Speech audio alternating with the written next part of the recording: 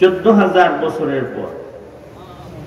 কারণ জান্নাত সিদরাতুল মুনতাহা জান্নাতের বর্ডার এরিয়া, বড়ই গাছ, হযরত জিবরাইলের স্টেশন যেটা, এইটা জান্নাতের বর্ডার এরিয়া। এখান থেকে জান্নাতের সীমানা শুরু।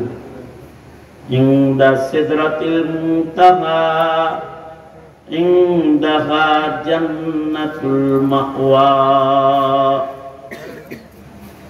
সিদরাতুল মুনতাহার কাছে হলো জান্নাত, জান্নাতুল মাওয়া যেটা সিদরাতুল মুনতাহার কাছে লাগানো।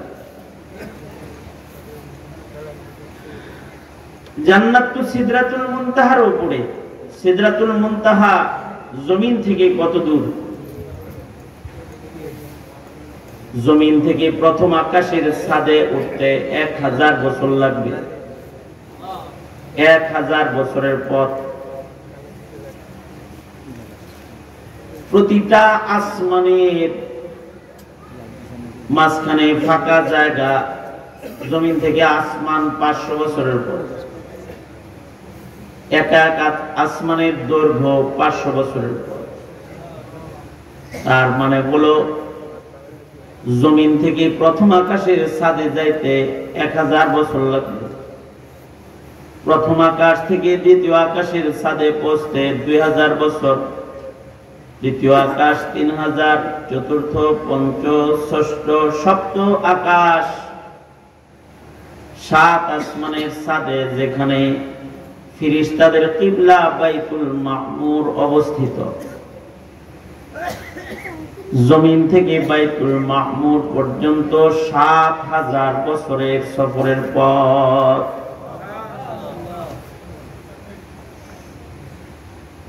বাইতুল মামুর ফেরেশতাদের কিবলা, এটা আসমানের মিডল পয়েন্টে। আমাদের কাবা যেমন জমিনের মিডলে, বাইতুল মামুরটা আসমানের মিডলে।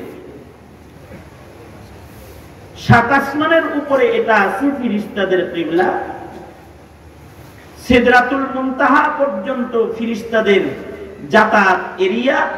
হযরত জিবরাইল সিদরাতুল মুনতাহায় গিয়ে এবার বললেন, এখান থেকে আমার সীমানা শেষ, আপনি যাবেন। আমার সীমানা এই পর্যন্ত। ফেরেশতাদের যাতায়াত এরিয়া আছে।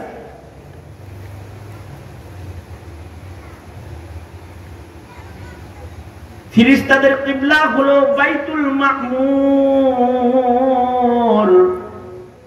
জমিন থেকে বাইতুল মামুর 7000 বছরের পর। বাইতুল মামুর থেকে সিদরাতুল মুনতাহা 7000 বছরের পর। এর নিচের দিকে 7000, উপরের দিকে 7000, মোট কয় হাজার হলো? এই নামটা বলেন নাই? কয় হাজার হয়েছে? সর্বসাকুল্যে সর্বনিম্ন একটা হিসাব 14,000 বছরের। জমিন থেকে জান্নাত কি কাছের পথ না দূরের পথ?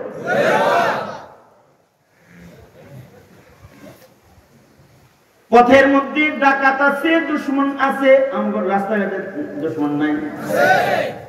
জান্নাতের পথেও দুশমন আছে। জমিন থেকে জান্নাত পর্যন্ত যে দুশমন আছে, দুশমন। দুশমনের খপ্পরে যদি কেউ পড়ে যায়, তাহলে তার জান্নাতে যাওয়া বাদ। জান্নাতে সে পৌঁছতে পারবে না। এজন্য দুশমন থেকে নিরাপদে চলতে হবে।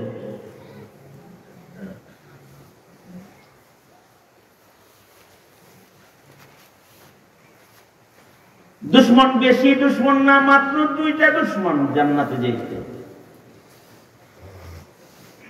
একটা দুশমন হলো নফস দুশমন। কারণ নফস যেটা, এটা ইবাদত করতে চায় না। ইন্নান নাফসা লাআম্মারাতুম বিসূ।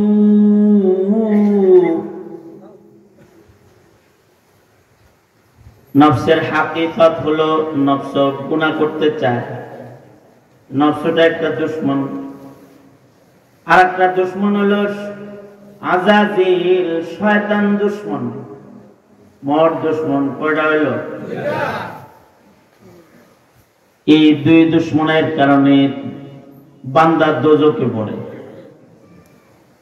এই দুই দুশমন থেকে যারা সাবধান, ওদের জান্নাত নিরাপদ হয়ে যাবে। এখানে আমাদের এক বুজুর্গ বলে, জান্নাত বেশি দূর না, জান্নাত মাত্র 2 কদম। জমিন থেকে জান্নাত মাত্র 2 কদম। তবে কদম 2টা শয়তানের গায়ে রাখতে হবে। শয়তানের কথা না শুই না, শয়তানের মাথার উপরে পাড়াই খেতে চলবে। এক পা রাখবে নফসের উপরে, আর এক পা রাখবে আজাজিল শয়তানের মাথার উপরে। 3 নম্বর কদম যেটা ফেলবে, এটা পাবে আল্লাহর জান্নাতের ভেতরে। তাহলে কি রাস্তা কি লম্বা রইল না খাটো হয়ে গেল? মাত্র 2 কদম হয়ে গেল। আল্লাহর মেহেরবানি ছিল আমাদের উপরে রোজার মাসে, যে রোজার মাসে একটা শয়তান আল্লাহর জেলখানায় বন্দী ছিল। একটা শয়তান আল্লাহর জেলখানায় বন্দী ছিল। আল্লাহ যেহেতু শয়তানদের জেলে দেয় মাসে 1 মাস, বছরে 1 মাস জেল দেয় কারে? তাহলে আল্লাহর সুন্নত হলো শয়তানদের জেলে দেওয়া।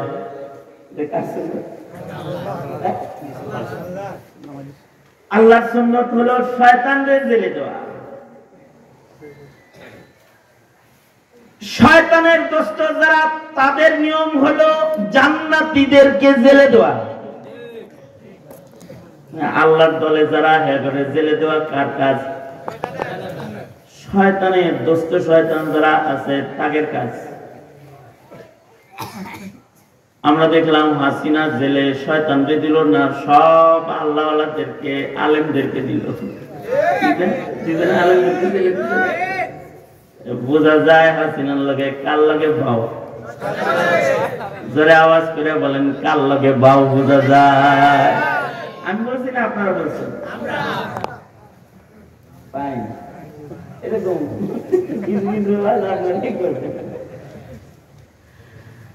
যাই হোক, আল্লাহ তাআলা আমাদের উপরে রহম কইরা 1 মাস শয়তানকে জেলখানায় আটকায় রাখছে। কিন্তু ঈদের চাঁদ উঠার মাধ্যমে শয়তান আবার মুক্তি পাইছে। এই কারণেই রোজার মাসে মসজিদে মুসল্লি থাকলেও ঈদের চাঁদ উঠার পরে মুসল্লি কমছে না বাড়ছে? জিকিরের সংখ্যা কমছে, তিলাওয়াতের সংখ্যা কমছে, এমনকি টুপিওয়ালার সংখ্যা কমছে, তসবিহওয়ালা কমছে, দাড়িওয়ালা কমছে। রোজার মাসে শেভ করে নাই, কিন্তু এখন শেভ করে। চাঁদ রাত্রে কামড়া সেরা লাগছে।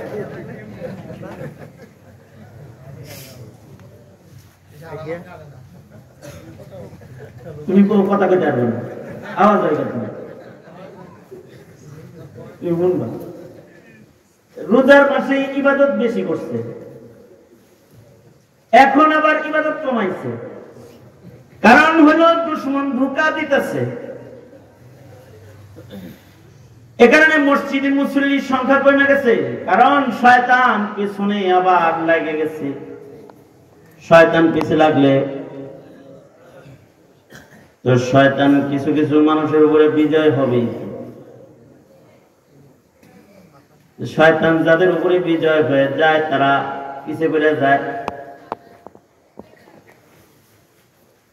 এই শয়তানকে বিজয় হইতে দিলে জান্নাতে যাওয়া বাধাগ্রস্ত হয়ে যাবে। এমনি শয়তান কিন্তু সবার দুশমন, প্রকাশ্য দুশমন। ইন্নাশ শাইতানা লাকুম আদুউম মুবিন। শয়তান থেকে কিন্তু সাবধান। কতক্ষণ সাবধান থাকবে? জন্ম থেকে মওত পর্যন্ত পুরো সময়। 1 সেকেন্ডের জন্য শয়তান থেকে অসাবধানতা অবলম্বন করার কোনো সুযোগ নাই। কারণ শয়তান মানুষকে জন্মের দিন থেকেই ধোঁকা দেওয়া শুরু করে। দুশ্মনীটা জন্ম থেকেই শুরু হয় মওত পর্যন্ত। হাদিসে আছে শয়তান 3 সময় পেরেশান হয়। কয় সময়? শয়তান 3 সময় খুব বেশি পেরেশান হয়ে যায়। তার একটা সময় হলো যখন কোনো মানুষের জন্ম হয়, শয়তান তখন পেরেশান হয়ে যায়। কারণ মানুষকে শয়তান দুশমন মনে করে। দুশমনই তো। শয়তান মানুষের দুশমন, মানুষ শয়তানের দুশমন। শয়তান মনে করে একটা মানুষ জন্মাইলো, তার মানে আমার একটা দুশমন নতুন করে যোগ হইল। এ কারণে মানুষের যখন জন্ম হয়, শয়তান পেরেশান হয়ে যায়। শয়তান ভূমিষ্ঠ সন্তানকে আক্রমণ করে, মারতে থাকে, মাস করে, এমনকি প্রহার করে। বাচ্চার গায়ে শয়তান প্রহার করে, রাগ আর গুসায় বাচ্চাকে মারে। এ কারণে বাচ্চা জন্মের সময় শয়তান থেকে বড় নিরাপত্তা আল্লাহর কাছে চাইতে হয়। শয়তান যদি কোনো বাচ্চাকে মস করে তো বাচ্চা অনেক সময় বিকলাঙ্গ হয়ে যায়, অসুস্থ হয়ে যায়, পাগল হয়ে যায়। শয়তান মস করে তো শয়তান মস করলে পরে বাচ্চার উপরে শয়তানের আসার পরে তাসির পড়ে যায়। এ কারণে শরীয়তে ইসলামে শয়তান তাড়ানোর যন্ত্র হলো আল্লাহর নামের তাসবিহ। শরীয়তে আপনি কাগজে কি হিসাব করেন? ওদের আওয়াজ পাইতো, কথা বলে হুদাই আওয়াজ আসতেছে, ডিস্টার্ব করেন। ভালো স্মরণ শক্তি ভালো মাইকে।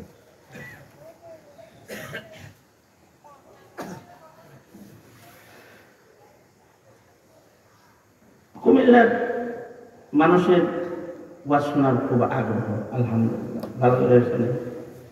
এই জন্য সবাই আরো আগ্রহ করতে পারলে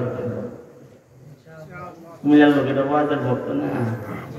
যেন ঈদের পরে ওয়াজ দিয়ে বয়ে দিচ্ছে, ওয়াজের ভক্ত নয়। বড় বড় সম্মেলন হইতেছে। আমার একটা অসুস্থতা হইল,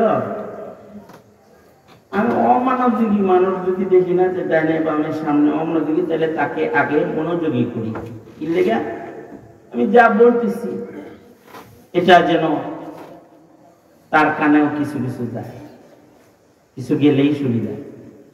দিনই কথা কানে গেলেই সুবিধা, কান পবিত্র হইতে থাকবে।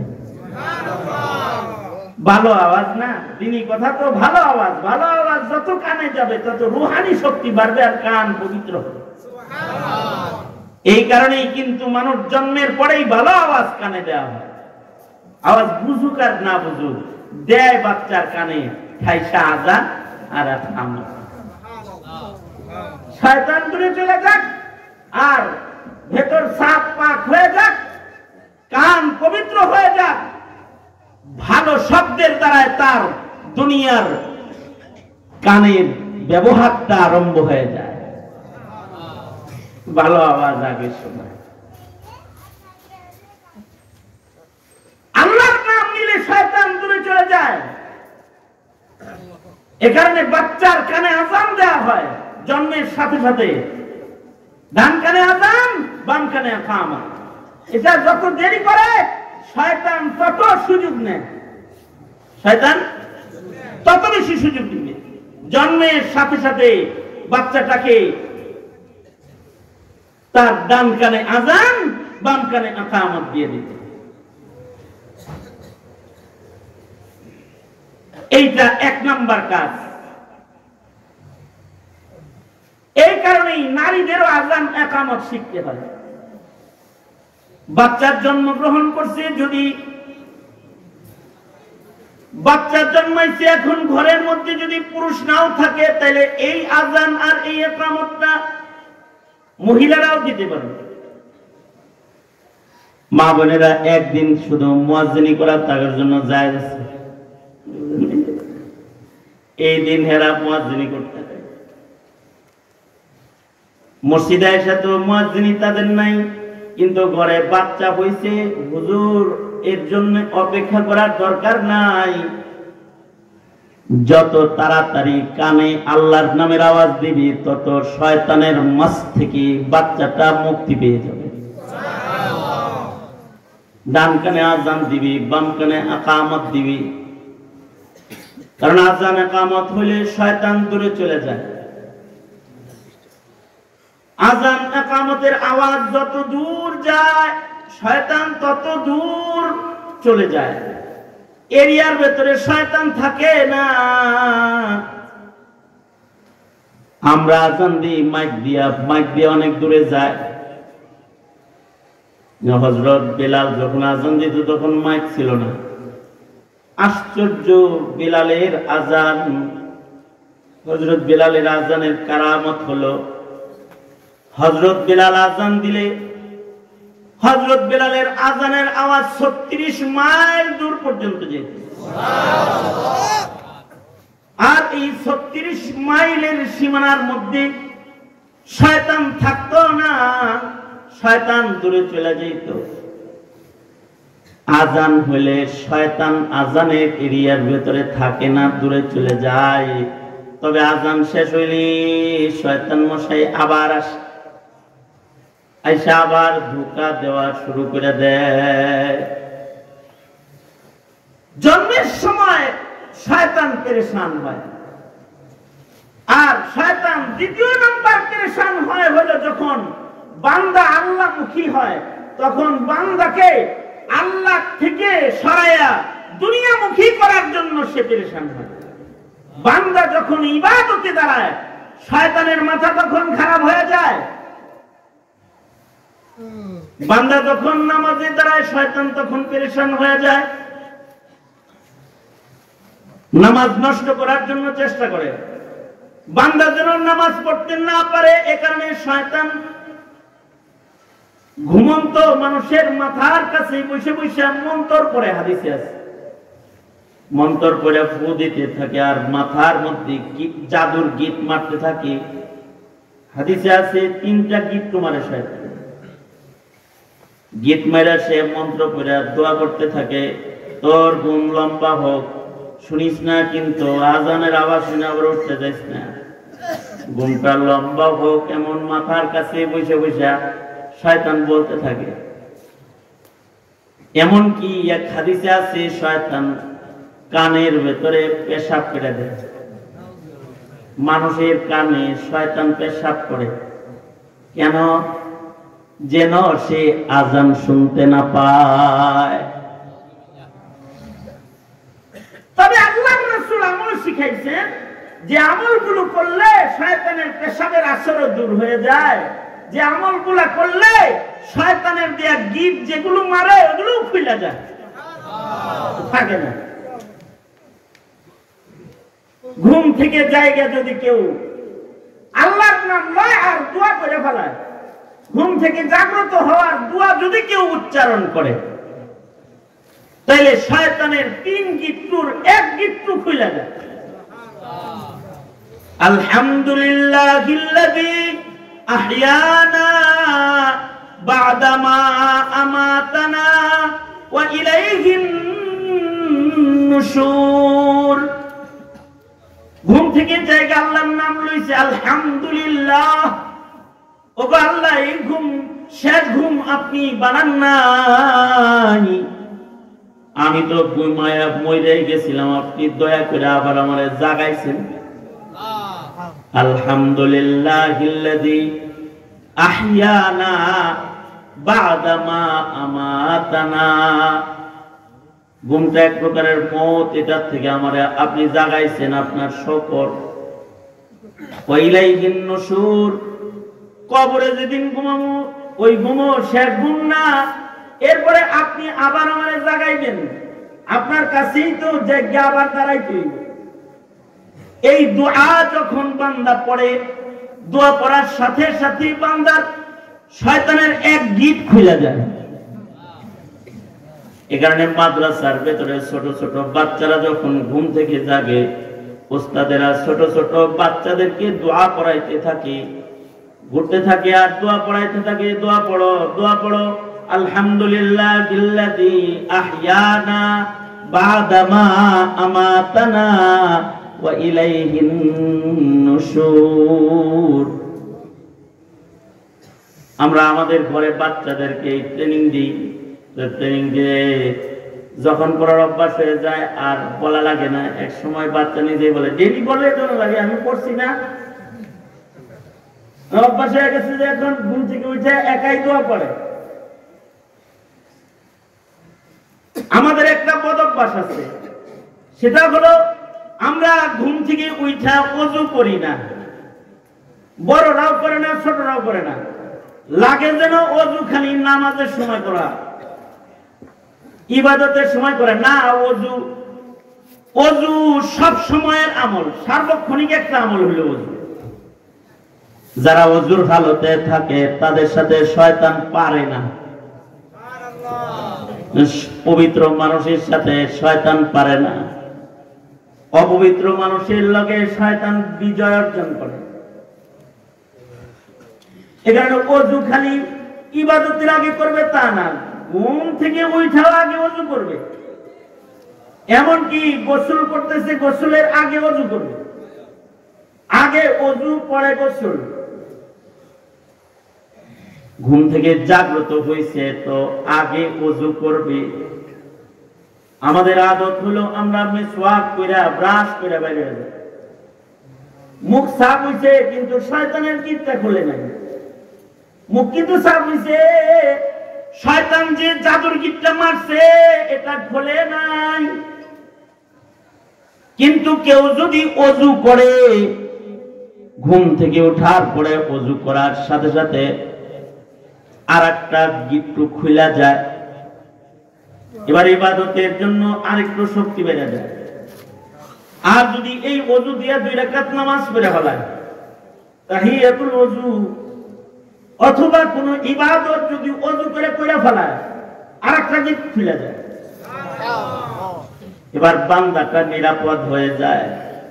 আর যদি আমলগুলো না করে তো শয়তানের জাদুর ভেতরে আটকানো, তখন তার ইবাদতের ভেতরে অলসতা বাড়তে থাকে। শয়তানের ধোঁকার আসর তার পড়তে থাকে।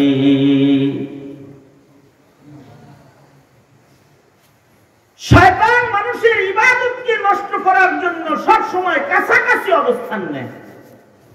এই যে এখানে আমরা বসছি, এ কারণে মজলিসের সুন্নাত হলো ফাঁকা জায়গা রাখবে না। ফাঁকা পাইলেই ওখানে কে বইব? ওই উনি বসে পড়বো। কিন্তু আমরা যখন নামাজে দাঁড়াই তখন শয়তান আমাদের বাম পাশে দাঁড়ায় যায়। বাম পাশে শয়তান দাঁড়ায়। কি লেগে দাঁড়ায়? নামাজ পড়ার লেগে। এই কথা কান লাগে, নামাজ পড়তে দাঁড়ায় শয়তানে? শয়তান সেজদা দিতে দাঁড়ায় না। না, সে তো সবচেয়ে অপছন্দ করে সেজদা। এই সেজদা না দিয়েই তার উপরে লানতের তখ্ত। এ কারণে সেজদার সাথে তার সবচেয়ে বেশি দুশ্মনী। সেজদার সাথে নামাজের লোকে তার সবচেয়ে বড় আদাওয়াতি। আশ্চর্য বিষয় হলো, সে যার কাছেই গেছে যে আল্লাহ আমারে ক্ষমা করবো কেমনে, সবাই বুদ্ধি দিছে সেজদা।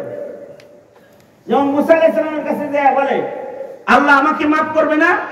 যাও আদমের কবরে একটা সেজদা দাও, আল্লাহ বলছে মাফ করে দিব। জীবিত ডরে দেই নেই আর মরা ডরে দিব না। শয়তান জুনায়েদ বাগদাদির কাছে গেছে। জুনায়েদ বাগদাদি কি যায় বলে, এই জুনায়েদ, আমারে কি আল্লাহ মাফ করবো না নাকি? জুনায়েদ বাগদাদি বলে, কামটা কইরা ফেলাইলেই তো হয়। হ্যাঁ, কামটা কইরা বলাইলে তো সেজদাটা দিয়ে দিবেন।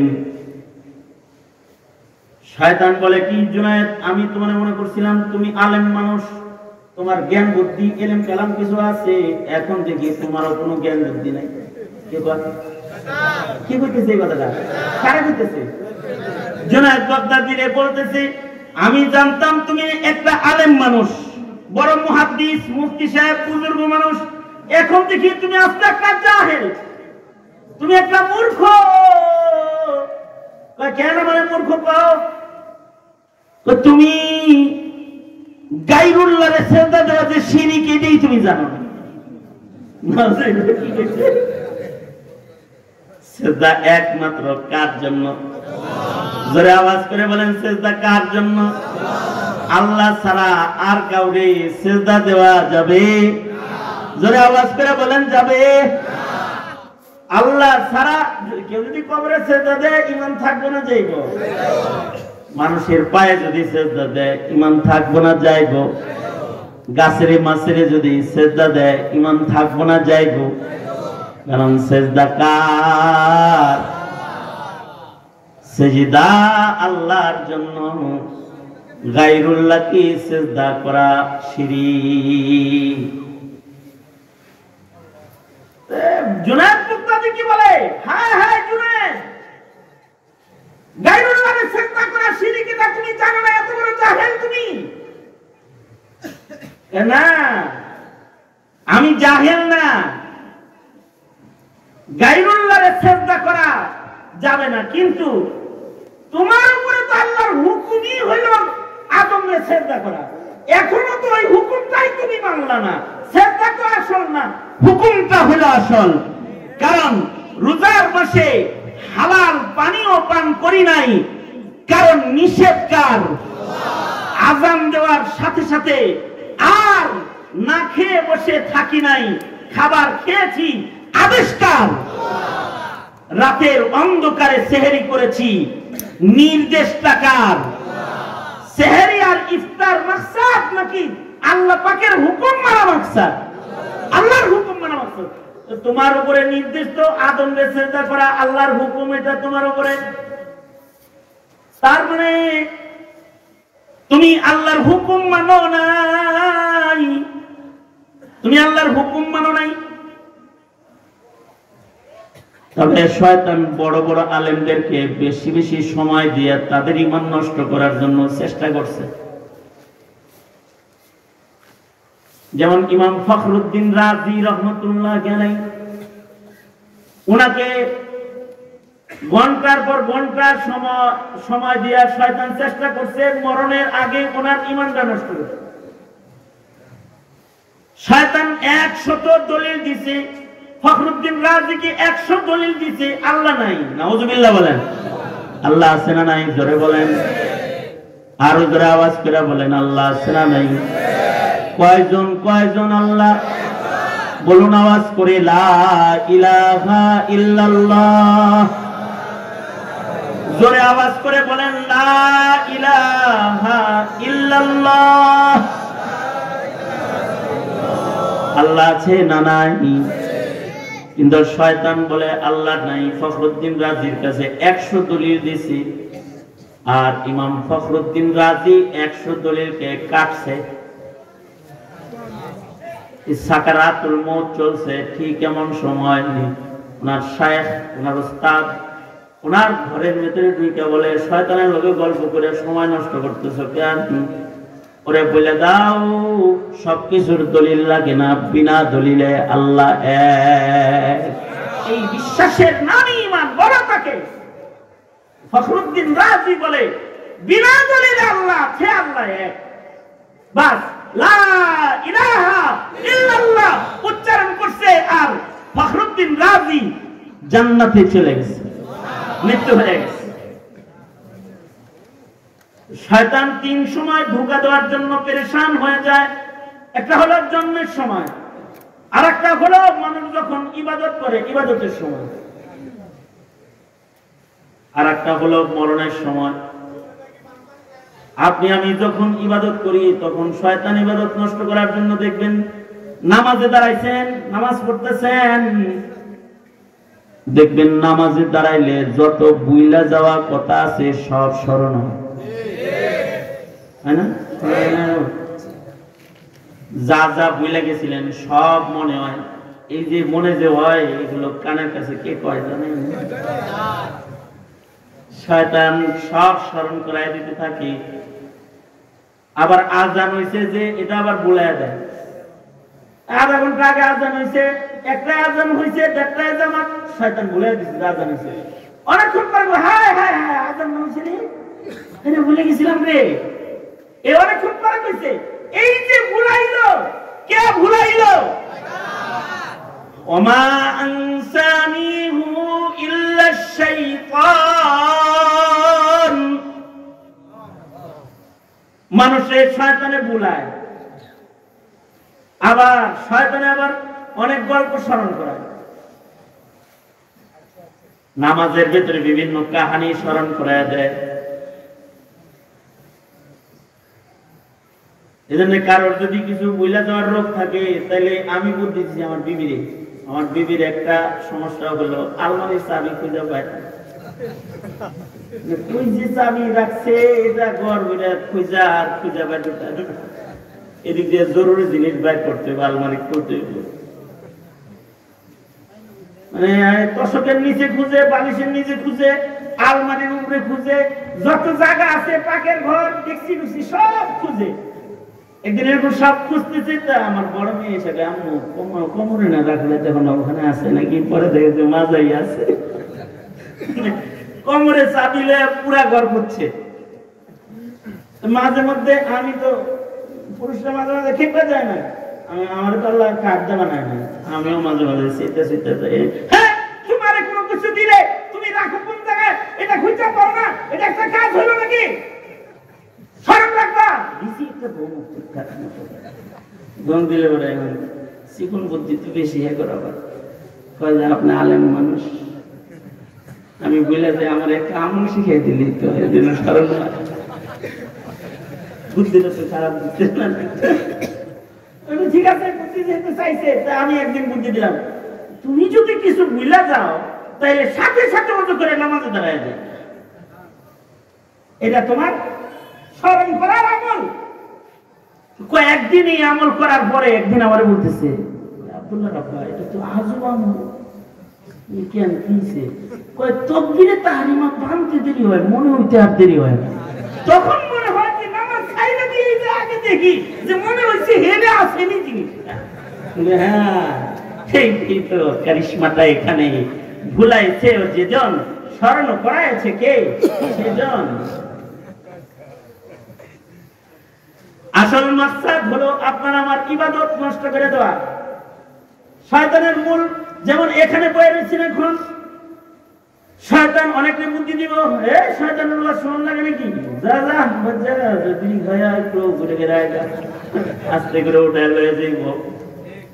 আর যারা বাইরে আছে এগুলো কইতেছে এই আবার শুনতে হয়, থাকে নেবে আমি মাইক দিয়ে তো সত্যই শোনা যাইতেছে, হুজুর কি আর মিথ্যা কথা একটা কয়, যা বলতেছে হেরাও শুনে আমরাও শুনি, বাইরেই থাকি। কিন্তু বাইরে থাকার কারণে কি হইতেছে, গুনাহ হইতেছে না, রহমত দিয়ে গোসল হইতেছে না। যেমন এখানে পয়সা রয়েছি, আমরা রহমত পাইতেছি, যারা এটার বাইরে আছে তারা রহমত বঞ্চিত। আমরা এখানে বসছি তো হাদিসে আছে গাশিয়াতুহুমুর রাহমাহ, আমাদের উপরে রহমতের বর্ষণ করতেছে কে? আল্লাহ জিকিরের মাহফিলে বসছি, রহমতের ভিতরে ঢুকছি। রহমতের ভিতরে না ঢুকলে রহমত পাওয়া যায় না। শয়তান এটাও দলিল দিচ্ছে। আমাদের পূর্বপুরুষ বড় আলেমে দ্বীন আনোয়ার শাহ কাশ্মীরি রহমাতুল্লাহ আলাইহি, আনোয়ার শাহ কাশ্মীরি কত বড় আলেম ছিল! আনোয়ার শাহ কাশ্মীরি রহমাতুল্লাহ আলাইহি সুবহানাল্লাহ বলার লাগে রেডি হয়ে বলেন, ভালো ভালো কিছু খবর কই। আনোয়ার শাহ কাশ্মীরি রহমাতুল্লাহ আলাইহি আল্লাহ এরকম একটা ব্রেন দিছিল, একবার পড়লে 40 বছর মনে থাকতো, বেশি না, মাত্র কত বছর? গোটা দেওবন্দের লাইব্রেরি ওনার মুখস্থ ছিল। উনি বলতেন দারুল উলুম দেওবন্দের কোন বই যদি উলুতে কাটে, ইঁদুরে কাটে, নষ্ট হয়ে যায়, আমাকে বলো, আমি এটা আবার পুনরায় যেমন ছিল তেমন লিখে দিব। আমি এটা ওনাকে বলা হতো মাকতাবাতুন আযীমাতুন হাইয়াতুন নাতিকাতুন, জিন্দা চলতি ফিরতি লাইব্রেরি ছিলেন আনোয়ার শাহ কাশ্মীরি। আনোয়ার শাহ কাশ্মীরি রহমতুল্লাহ আলাইহি বুখারী শরীফের ব্যাখ্যা গ্রন্থে লিখেছেন শারহুল বুখারী ওয়া তিরমিজি। তিনি বুখারীর শরহ লিখছেন, তিরমিজির শরহ লিখছেন। তো বুখারীর শরহ এর ভেতরে একটা ঘটনা লিখছেন।